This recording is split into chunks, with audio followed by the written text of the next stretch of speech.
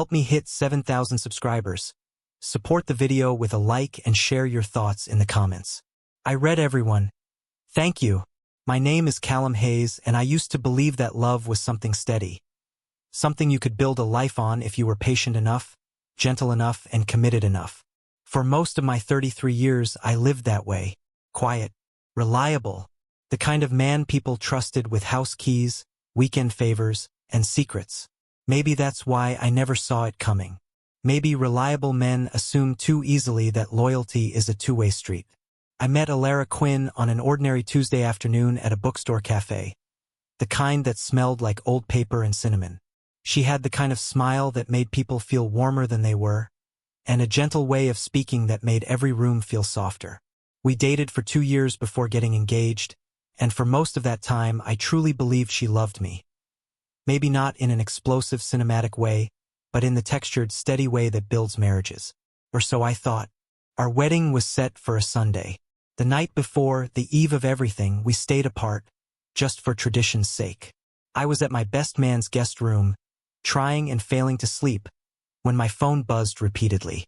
I ignored it at first, assuming it was nerves or distant relatives confirming the venue. But when I finally reached for the phone, the screen startled me awake. A series of messages from an unknown number. Dozens of them. Screenshots. And then a simple, gutting line. You deserve to know what she's planning to do. At first, I laughed softly in the dark. A confused, unsettled laugh.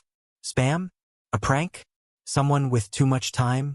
But then I opened the first screenshot. It was a message thread, Alara's messages. Talking to someone named Rowan. A name I had never heard her mention. And yet there she was, typing sentences that felt like a slow knife turning inside me.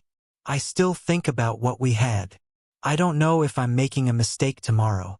Part of me wishes it were you instead. I felt the heat rise under my skin, a kind of numbness spreading across my chest. I scrolled further, my thumb shaking despite trying to steady it. If things were different, maybe we'd still be together. I'll always love you, Rowan. You know that. There was no ambiguity, no harmless nostalgia, no innocent explanation wrapped in politeness. She wasn't talking to an ex as a friend. She wasn't reminiscing by accident. She was confessing love, the kind she had never once expressed to me with that rawness. For a long moment I couldn't breathe. Not properly. The world felt smaller, the walls closer.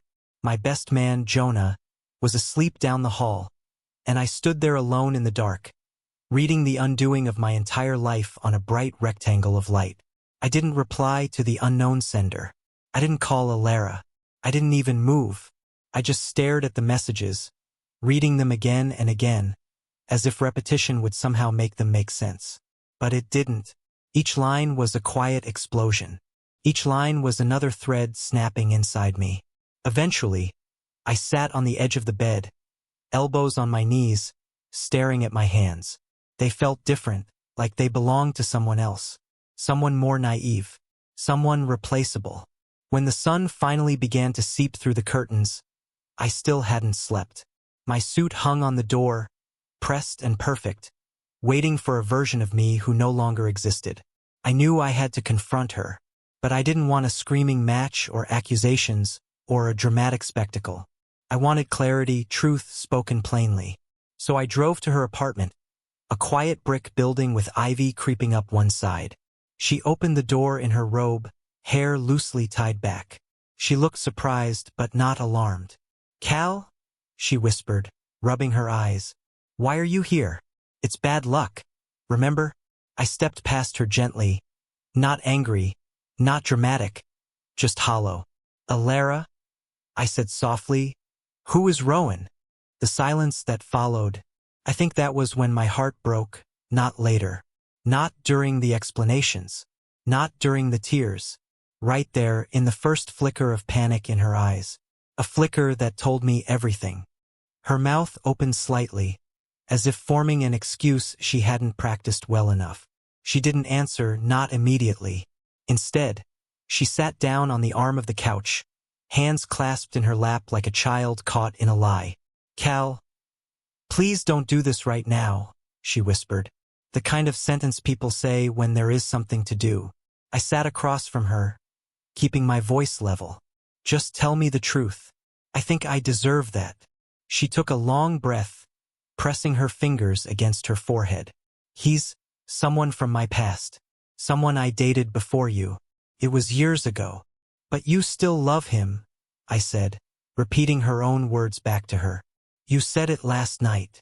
Her eyes widened. Last night? What are you talking about? I handed her my phone. She hesitated before taking it, but when she saw the screenshots, her shoulders collapsed inward. A single tear slid down her cheek, but it didn't earn her any sympathy. Not this time. I wasn't heartless. I was just finally awake. Cal, I didn't mean those messages. It wasn't fair to you, I know. I was confused. Confused, I repeated softly, like I was testing the weight of the word. The night before our wedding? She wiped her face quickly, still trying to gather the pieces of her dignity. I was overwhelmed. Rowan reached out last week. I shouldn't have responded. I know that, but I don't love him. I love you. The lie was too smooth, too quick. But it wasn't even the lie that broke me. It was the fear behind it. Not fear of losing me. Fear of losing the wedding. The image. The path she had committed to for too long to back out now. Alara, I said quietly. When you wrote, I'll always love you, what did that mean? Because that's not confusion. That's clarity. She looked down at her hands, unable to face me. I thought, maybe he was the one who got away. I don't know. I panicked. You didn't panic, I said gently. You told the truth. Panic is accidental. That was intentional. She inhaled sharply, as if I'd slapped her with nothing but accuracy. So what are you going to do? She whispered. I stared at her for a long time. The woman I almost married. The woman I planned a life with. The woman who held my future in her hands without realizing she didn't have the strength to carry it. Alara, I said, each word steady. I'm calling off the wedding. Her breath caught. Her hands flew to her mouth. Cal, no. Please, please don't do that. I made a mistake. It's cold feet. It's... Alara, I said again, gently but firmly. Love doesn't wander on the eve of a wedding. Hearts don't slip. And if your heart is even partly somewhere else, I'm not marrying you. She reached for me, but I stepped back. Not with drama, not with anger, but with the quiet certainty of someone who finally sees clearly. Callum, I love you. I swear I've moved on from him. Those messages. They were just a moment of weakness. Maybe, I said, but you had them with him, not me. That was the difference. And she knew it. She began crying harder, shaking her head. Please, don't leave me. Don't humiliate me like this. Her choice of words told me more truth than her tears ever could. Humiliate her. Not betray me. Alara, I said softly. I'm not doing this to hurt you. I'm doing this because I deserve to marry someone who isn't in love with someone else. She buried her face in her hands, and for a moment, I felt an old instinct tug at me. The instinct to comfort her, to fix things, to make the world gentle for her again.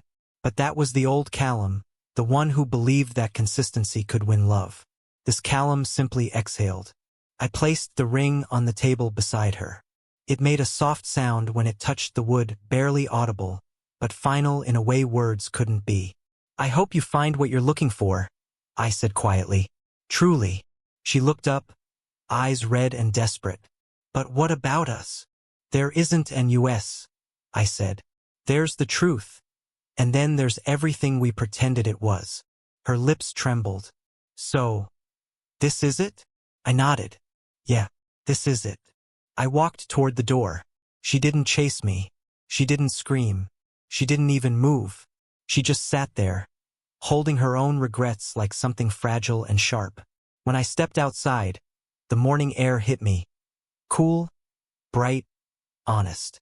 For the first time in months, maybe years, I felt something unclench inside me. A space opening. A clarity settling. It wasn't anger. It wasn't grief. It was freedom. A freedom I didn't expect to find on the eve of my wedding. But sometimes the truth arrives exactly when it needs to, no matter how brutal its timing. And I realized something then. Walking away didn't mean I lost anything. It meant I finally stopped loving alone.